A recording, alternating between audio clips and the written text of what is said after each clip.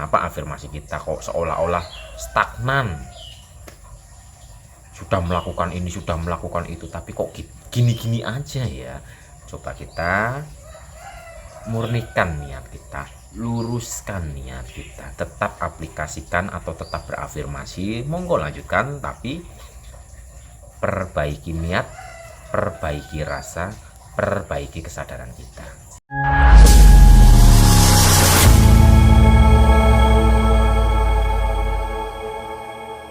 Tuhan telah menciptakan hukum di alam semesta ini, yaitu hukum energi. Dan hukum energi adalah sejenis menarik sejenis. Jadi ayo yuk kita sadari diri kita. Coba kita perhatikan niat dan rasa kita. Karena ingat, hukum energi adalah kesejenisan.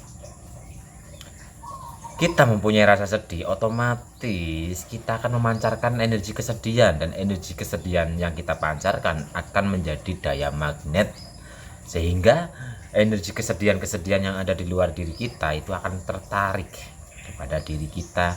Lah Bapak Ibu mungkin selama ini sudah berafirmasi, wiridan, manifestasi. Coba Bapak Ibu koreksi niat Bapak Ibu, koreksi rasa Bapak Ibu dalam berafirmasi, dalam wirid zikir, dalam memanifestasi. Rasanya itu karena apa? Apa karena ketakutan, atau karena kesedihan, atau karena apa? Coba dikoreksi.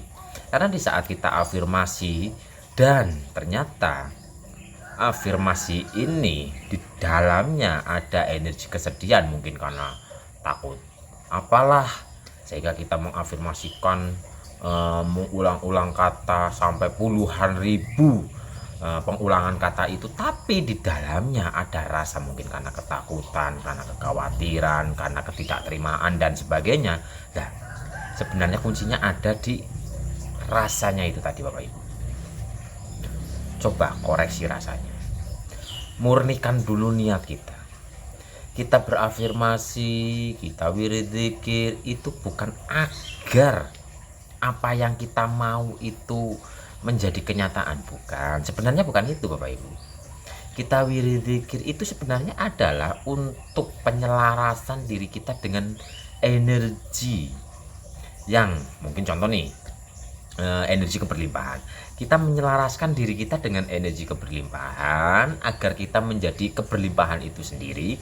Di saat kita menjadi keberlimpahan itu sendiri, maka kita akan mengalirkan energi keberlimpahan ini keluar diri, sehingga kita akan menjadi kepanjangan tangan Tuhan. Kita akan mengaplikasikan sifat kasih Tuhan. Jadi ayo kita luaskan lagi.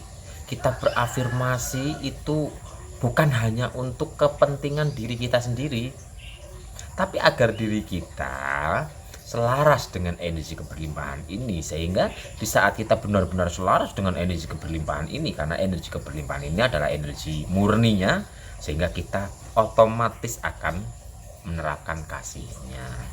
Jadi ayo koreksi Bapak Ibu, karena tidak sedikit yang saya sudah berafirmasi ribuan kali dan bertahun-tahun, wirid zikir rajin setiap hari puluhan ribu, tapi kok gini-gini aja loh. Nah itu dia.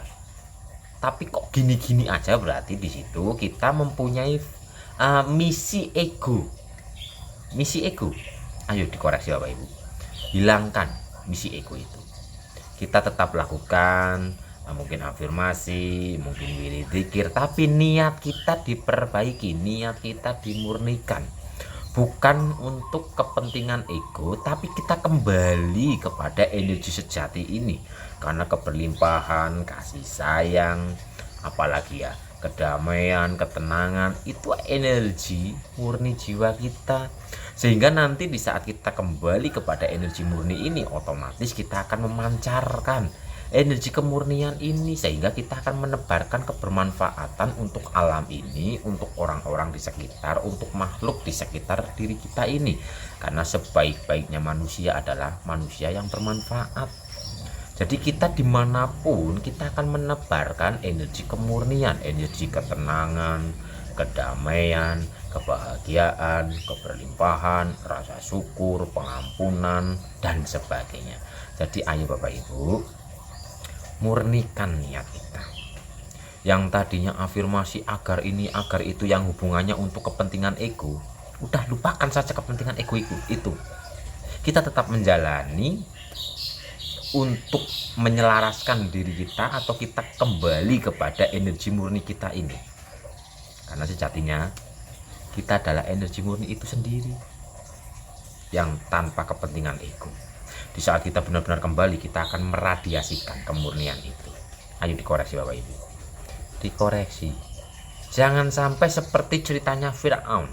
Kenapa tobatnya Firaun itu tidak diterima waktu tenggelam di Laut Merah itu? Karena tobatnya atau kembalinya atau minta maafnya itu karena ada rasa ketakutan. Dia mengatakan, ibaratnya meminta maaf atau bertobat atau mengakui, itu didasari, dilandasi oleh energi ketakutan, bukan energi kesadaran, bukan energi penyerahan. Lah selama ini Bapak Ibu, afirmasi, wirid, zikir itu energi pengembalian diri kita, keberserahan diri kita kepada energi murni ilahi ini, atau karena takut sesuatu, atau karena ketidakterimaan akan kehidupan, atau karena mungkin takut dikucilkan, takut dipandang sebelah mata, takut kekurangan dan sebagainya. Itu yang menjadi PR. Kenapa afirmasi kita kok seolah-olah stagnan? Sudah melakukan ini, sudah melakukan itu, tapi kok gini-gini aja ya. Coba kita murnikan niat kita, luruskan niat kita, tetap aplikasikan atau tetap berafirmasi, monggo lanjutkan, tapi perbaiki niat, perbaiki rasa, perbaiki kesadaran kita, agar kita benar-benar menjadi kepanjangan tangannya, kepanjangan, atau kita menjadi aliran ilahi.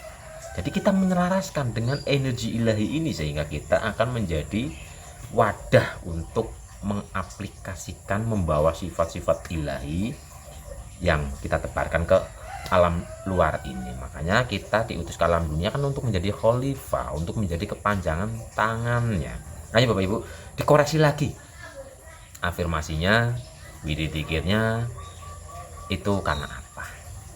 Karena kita didasari oleh kesadaran dan pengembalian diri kita, atau karena ketakutan-ketakutan yang terselip dalam rasa kita? Monggo dikoreksi.